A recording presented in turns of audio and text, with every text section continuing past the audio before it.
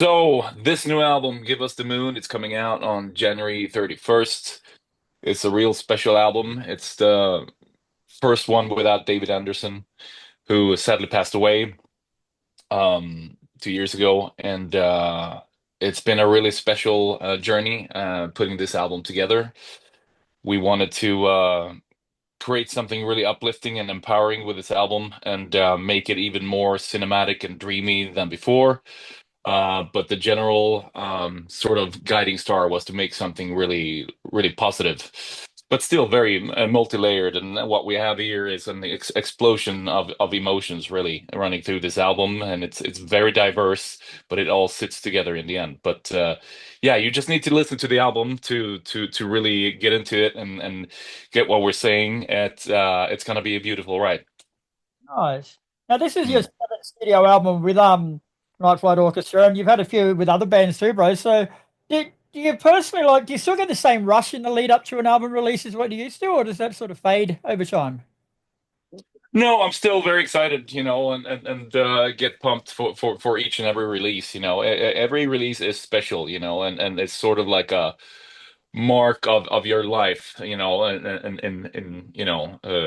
time, release something, and you can always go back and sort of figure out how you were actually feeling at that time and who you were, So it's like a matter of growing up. I started solo work when I was like 16 years old, and then later on I started Night Flight Orchestra, and each and every album stood for something really special in my life. But this new Night Flight Orchestra album is very, very special.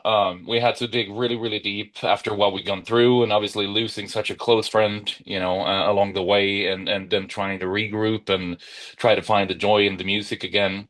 Has been a challenge, but it got turned into something very beautiful and really positive in the end. And we wanted to make David proud, we wanted to make ourselves proud, and we also wanted to show the doubters out there that we can pull this off. And I think we did that. I feel that everything is there. Nothing is missing. So this album is real special. And yeah, there's been so many things happening, and it's definitely being reflected on this album. Nice. Now, the words cinematic and soundscapes are mentioned a lot in the press release, and you've already alluded to Hmm. the cinematic side of it yourself now. But can you elaborate on those descriptions when it comes to music? Like some people find it hard to get the correlation between soundscapes and cinematic music. Right. I mean, this band was founded on creating a soundtrack of being emotion, So I think it's sort of was planned to be a soundtrack for a road trip, and then I feel like it turned into something so more, It's full of escapism, but also we work a lot with real life stories, So I think it becomes really cinematic in the sense where when you listen to it, it generates a lot of pictures in your mind, and you find yourself being in a sort of in a in a how can I say, in a fictive situation, and that can also be like a movie. I mean, I very often get inspired to write music that you could see in a that you can hear in a movie, and so I think that that's a constant thing that's also a guiding star when we compose, and I think the dreamy parts in our music also kind of allows that to sort of you know take off in your mind, so to speak. Now, what I've heard of the Mm. album, you're spot on the money. Like you sort of you can feel the music as well as hear it the way you guys do it. Like there seems to be an added depth and dimension just the way you bring Mm. everything. Is that a difficult thing to do in the creative process? I guess it is, but it's at the same time it's nothing that you really think of that much. I think that if there, I don't know, if you're a person that really compose with how can I say, your emotions, it comes out quite naturally. I was gonna say, and I think we have a lot of talented composers in this band who's quite visionary, and it's it comes quite naturally in that sense. I always like, if I speak for myself, I mean, I've always been going for melodies rather than words. Even that as a kid, I that was my go-to sort of tool. I wrote a melody to express my feelings. I know it sounds very pretentious, but that really is how it is for me. If I really feel something, if I have a strong emotion, if I have a bad day or whatever it might be, I usually my go-to thing is to write a melody, and that's sort of. I think that goes for like the Scandinavian melodic language in general. We always get asked the questions like, what is it about Sweden? What is it about Scandinavia with these melodies and have such big bands in all genres, and have a special expression. And I think it is that because Scandinavian people might not always be the most talkative people or social people, and maybe they've sort of developed that sense for melodies and kind of expressing themselves that way instead. I don't know. That's just a theory, but yeah, that's usually how it goes for this band. I think. There's a lot of sort of visions and pictures in our head when we compose. You've released the singles "Way to Spend the Night" and the title track "Give Us a Moon." So, are they a good sonic representation of what to expect from an overall album, or are they just scratch the surface? And I mean, that's always the hardest part. Like, what singles are we gonna pick? Should they stand on their own feet, or do they need to be a representation of the whole album? I mean, it's almost quite an impossible task. But yeah, I guess they are in a way. We wanted to have sort of diverse singles coming out. There's another one coming out today as well, Paloma.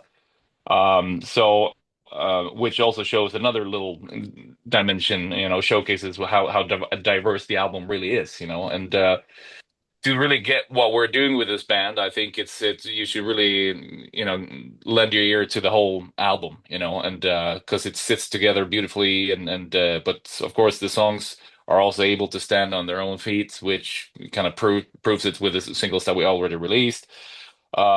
But we are the flag bearers of the Death to False AOR, the album-oriented rock. So we need to carry that flag, and prove that we can make real full-length albums, and I really hope people treasure that in some way, because it's meant to be, and it sits together, you know. Oh. Now, you started at Night Flight Orchestra back in 2007 with David, mate. So, what was the musical climate like that gave birth to the band, and where did you fit in initially?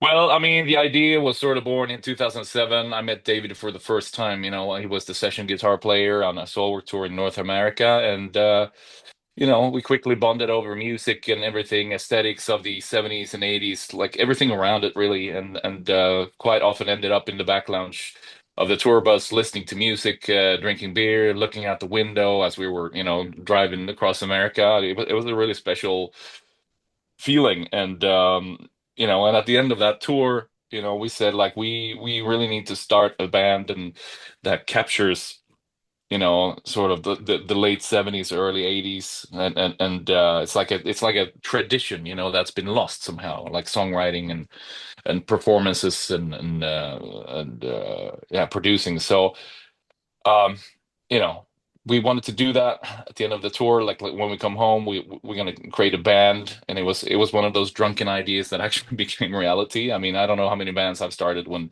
I've been out, drinking beers, but this became reality, and but I mean, it took us some time to find the right people that understood what we were about and what we were doing. And when we got together for the first time, I think that was in like 2009.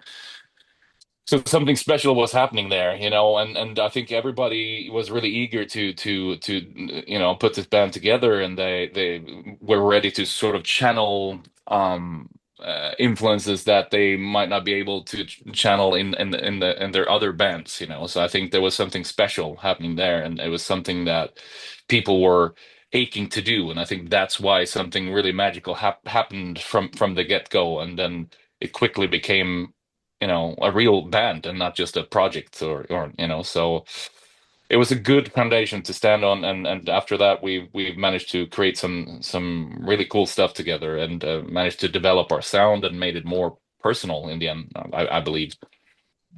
Along those lines, bro, like how would you say that the band has changed or grown musically from your debut album, Infernal Affairs, in Mm. 2012 to the latest album?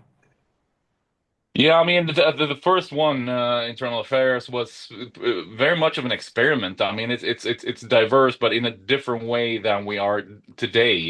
Because I don't know, it was just this first steps where we're trying out, to figure out what we wanted to do. That being said, there's some really great songs on that first album, and we're actually picking up three of them for this upcoming tour in Europe that starts tomorrow. So that's going to be really cool. And so they have stood the test of time, but I feel like we have developed something more personal along the way. And I think especially with Amber Galactic, that's where things really started to become more personal, and I think we have evolved even more ever since, and yeah, it's kind of hard to describe our sound. I mean, it's there's obviously AOR, there's disco, there's a bit of progressive rock, and at times there's even like you can hear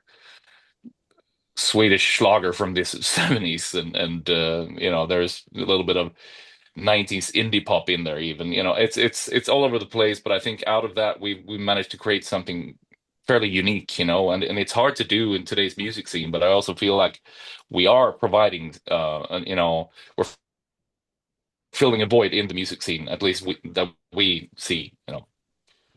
Now, before I let you go, mate, I started a new segment called Photo Bomb. So basically, before I speak to you, I troll through your social media and come up with a few photos that I want to ask you a little bit more about. So I found this one. That was you guys right Yeah, with Kiss on their farewell tour. yeah. I mean, how about that? It's yeah, absolutely nuts. I mean, we got to play opening act for Kiss on their very two last shows in Sweden, and yeah, what an absolute honor! And we got treated so well, both from band and crew. Even Simmons came into our dressing room and started dancing with the ladies, and super nice. And Paul Stanley came up to us, chatted for a bit, and even Doc McGee came into our dressing room and knocked on the door and said he introduced himself, and he said he loves the band. And getting to play at this fantastic venue, or like outdoor theater. It's like I don't know, it's like the Red Rocks of Sweden, sort of speak. I don't know if yeah, it's fantastic. So I guess it was not an arena; it was a bit more intimate, but it's yeah, absolutely mind blowing, the whole thing. So I will never forget that, and I'm not quite sure where we're gonna go from here. So it's yeah, yeah, very cool and grateful. Yeah. But from playing with Kiss, I found this one too, mate. It just pretty much sums it all up, like writing tunes around a campfire. Like, Exactly. There you go. Wow, that's a while ago. Yeah, yeah. No, that's probably on the patio where I'm at right now. I'm at Jonas's house. That's a drummer right there to the right. So yeah, good times. And yeah, we like to hang, we also when we enter the studio, it's not about just going in there, getting the songs done, and see ya. It's more of a hangout. We cook and we drink and record some songs together, and we have these small sessions, because we like each other's company, and to record music and or hang out around music. It's a great thing. so, look, would you be actually writing new music in a situation like that, or are you just playing covers and having a good time? I mean, it happens that you write music like that, but I mean, we normally don't really sit around a fire and, and come up with stuff. But in this picture, I mean, I'm sure something came up. Very nice. All right, Yeah, yeah. well, thanks very much for your time, mate. The album "Give Us the Moon" is out January the 31st, and the boys are out off on a tour around Europe straight after that. So, best of luck with everything, mate, and hope the album goes well for you. Thank you so much. Really nice talking to you, and thanks for the support.